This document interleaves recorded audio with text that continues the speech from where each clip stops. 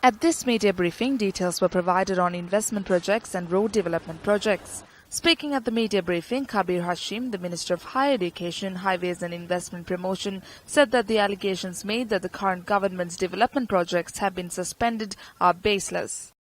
රට සංවර්ධනය නාමෙන් පෞගිය කාලේ In the name of development of the country, a large amount of money was used for the construction of roads and expressways. There was financial fraud. There were commissions being given. Racketeers were also involved.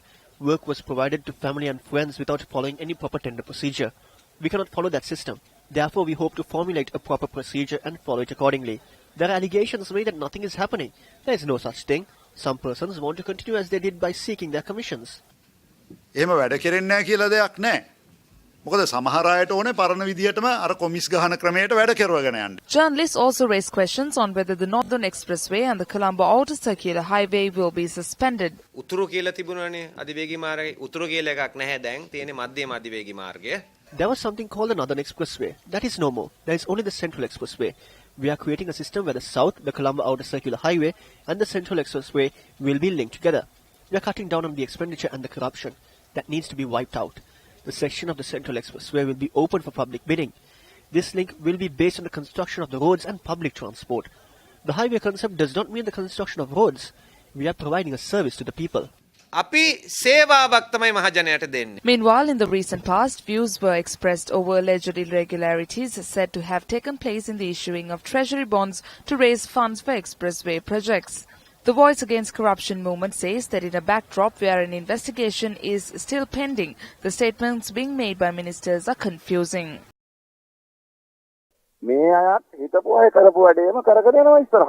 These people are continuing with the work the old people used to do. When the people gave a mandate on the 8th of January, they demanded that those involved in corruption and theft be caught. What did they do instead?